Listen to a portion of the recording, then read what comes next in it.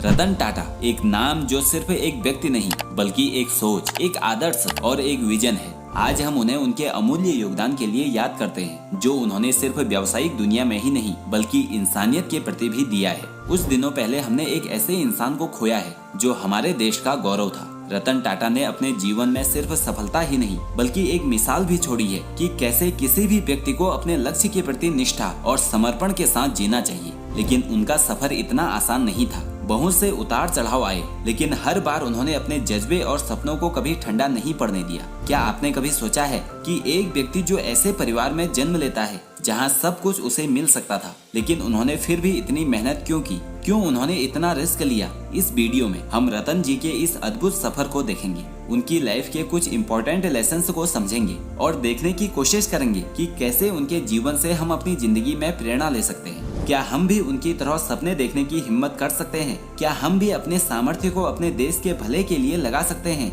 रतन टाटा का ये सफर इतना आसान नहीं था जितना आज हमें दिखता है। जब हम किसी सफल इंसान को देखते हैं तो अक्सर हम उनकी सफलता के पलों को ही याद रखते हैं, लेकिन उसके पीछे की कठिनाइयों को भूल जाते हैं। रतन टाटा का जीवन भी एक ऐसी ही कहानी है जहां उन्होंने हर एक कदम पर चैलेंजेस का सामना किया, लेकिन कभी अपने लक्ष्य को छोड़ा नहीं। उनका जन्म एक प्रेस्टिजियस परिवार में जरूर हुआ था, लेकिन उनका बचपन उतना आसान नहीं था। उनके बचपन में ही उनके माँ बाप अलग हो गए और इस इंसिडेंट ने उनकी जिंदगी पर गहरा असर छोड़ा। ऐसे समय में उन्होंने अपने माँ के साथ रहना चुना, लेकिन उनके मन में अपने परिवार को लेकर कई सवाल थे। उन्होंने अपनी स्कूलिंग मुंबई के एक प्रेस्टिजियस स्कूल में की, लेकिन उनकी असली सीख तब शुरू हुई जब उन्होंने अमेरिका के कॉर्नेल यूनिवर्सिटी में आर्किटेक्चर की पढ़ाई के लिए एडमिशन लिया। सोचिए, उनका सपना आर्किटेक्चर में था, लेकिन उन्होंने आगे चलकर एक बिजनेस एम्पायर को संभाला। यही होती है जिंदगी की असल जर्नी, जिसमें कभी हम जानते ही नहीं होते कि अगला कदम हमें कहां ले जाएगा। जब वह टाटा ग्रुप का हिस्सा बने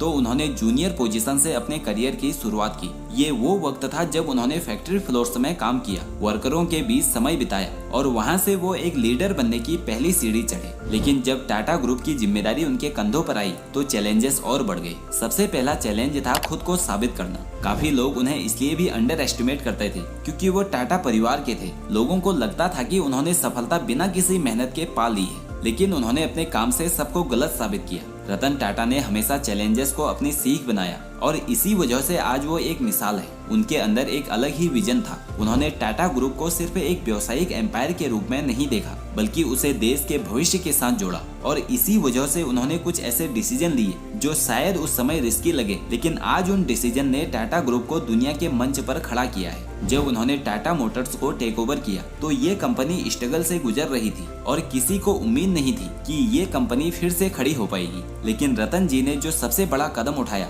वो था टाटा इंडिका को लॉन्च करना, एक इंडियन मेड कार जो पूरी तरह से भारत के लिए थी, भारत के लोगों के लिए थी। जब इंडिका मार्केट में आई तो इनिशियल रिएक्शन मिक्स था। लोगों ने कहा कि ये फेल होगी, लेकिन रतन जी ने अपने विजन पर विश्वास किया और आज टाटा मोटर्स दुनिया की एक टॉप ऑटोमोबाइल कंपनी है। आपको याद होगा टाटा नैनो, जो दुनिया की सबसे सस्ती कार थी। उन्होंने ये प्रोजेक्ट सिर्फ प्रॉफिट के लिए नहीं बल्कि देश के आम आदमी के सपने को हकीकत में बदलने के लिए किया। और फिर आती है जैगुआर लैंड रोवर की कहानी। जब रतन जी ने इस आइकॉनिक ब्रिटिश ब्रांड को एक्वायर करने का डिसीजन लिया तो काफी लोगों ने इस डिसीजन को क्रिटिसाइज किया, लेकिन रतन टाटा ने अपने कॉन्फिडेंस के साथ इस डील को अंजाम दिया और इस निर्णय ने टाटा ग्रुप को इंटरनेशनल मार्केट में एक नई पहचान दी। रतन टाटा के जीवन की सबसे खास बात ये थी कि उनका सपना सिर्फ अपने व्यवसाय को बढ़ाने तक सीमित नहीं था। उन्होंने हमेशा अपने काम को देश के हित से जोड़ा। उनके हर कदम में एक सोच थी कि कैसे भारत को आगे बढ़ाया जाए, कैसे ये देश दुनिया के मंच में अपनी पहचान बनाए। जब टाटा ग्रुप ने टेटले टी को एक्वायर किया तो ये सिर्फ एक बिजनेस डील नहीं थी, ये एक ऐसे देश की कहानी थी जो कभी ब्रिटिश रूल के नीचे था और अब वही देश एक ब्रिटिश कंपनी को खरीद रहा था। ये डिसीजन सिर्फ एक व्यावसायिक अचीवमेंट नहीं था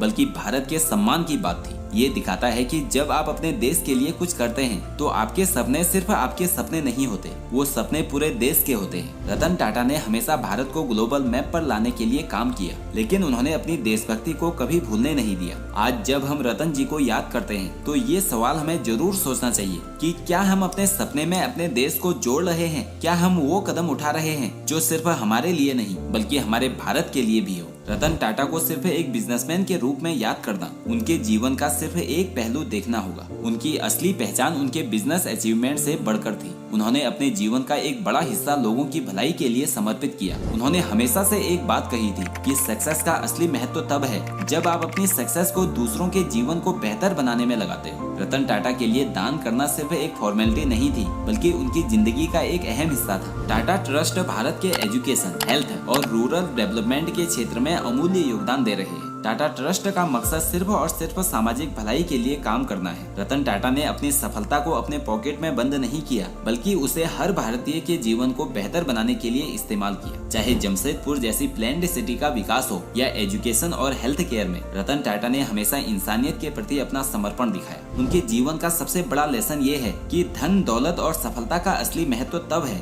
जब आप उसे दूसरों की जिंदगी को सुधारने में लगा सकते हो। रतन टाटा को दुनिया एक बिजनेसमैन और फिलैंथ्रोपिस्ट के रूप में याद करती है, लेकिन उनकी असली पहचान उनकी सफलता से ज्यादा उनके व्यवहार में थी। अक्सर लोग सफलता के साथ ईगो और घमंड लेकर घूमने लगते हैं, लेकिन रतन टाटा ने ऐसा कभी नहीं किया। उन्होंने अपने जीवन का हर कदम इस तरीके से उठाया कि उनकी विनम्रता हमेशा उनके साथ रही। एक बार एक ऑर्डिनरी एम्प्लॉय ने उनसे ईमेल के जरिए अपने प्रोजेक्ट के बारे में फीडबैक मांगा। सोचिए, इतने बड़े व्यक्ति के पास टाइम कितना कम होता होगा, लेकिन रतन जी ने उस ईमेल का जवाब दिया और एम्प्लॉय को स्पेसिफिक सजेशन दिए। ये दिखाता है कि चाहे उनके पास कितनी भी जिम्मेदारियां हों, वो हर व्यक्ति को रेस्पेक्ट देते हैं। रतन टाटा का जीवन हमें सिखाता है कि जिंदगी में आप कितना भी बड़ा सपना देख लो, कितना भी पैसा कमा लो, लेकिन अगर आप अपने व्यक्तित्व में विनम्रता को अपनाते हैं, तभी आप सच में बड़े इंसान बन सकते हो। रतन टाटा का जीवन एक ऐसी कहानी है जो हमेशा याद रखने लायक है। उन्होंने न सिर्फ टाटा ग्रुप को एक नई ऊंचाइयों तक पहुंचाया, बल्कि अपने जीवन के हर पहलू से इंसानियत और समझ के लिए एक मिसाल सेट की है। अब जब रतन टाटा नहीं रहे, तो ये हमारा दायित्व है कि उनकी टीचिंग्स और उनके विचार हमेशा जिंदा रहे। हमें चाहिए कि हम उनकी लीडरशिप के प्रिंसिपल को अपने जीवन में अपनाएं। हमें यह समझना होगा कि असली सक्सेस का महत्व सिर्फ पैसा कमाना नहीं है, बल्कि समाज के लिए कुछ करना है। आखिर में रतन टाटा की कहानी से हमें ये सीखना चाहिए कि जिंदगी में कुछ बड़ा करने का सपना देखना जरूरी है, लेकिन उस सपने को पूरा करने के लिए अपनी वैल्यूज और एथिक्स को कभी नहीं भूलना चाहिए। जब तक हम उनकी कहानी सुनते रहेंगे, उनकी लेजेसी जिंदा रहेगी। आइए हम रतन टाटा की सोच को अपने जीवन में उतारें और उनकी तरह एक प्रेरणा का स्रोत बने। अगर आपको रतन जी की ये कहानी पसंद आई हो, तो इसे ज्यादा से ज्यादा शेयर करें और ऐसी ही वीडियो देखने के लिए इस चैनल को सब्सक्राइब करके बेल आइकन प्रेस करें। आपसे अगली वीडियो में फिर मुलाकात होगी। तब तक के लिए जय हिंद,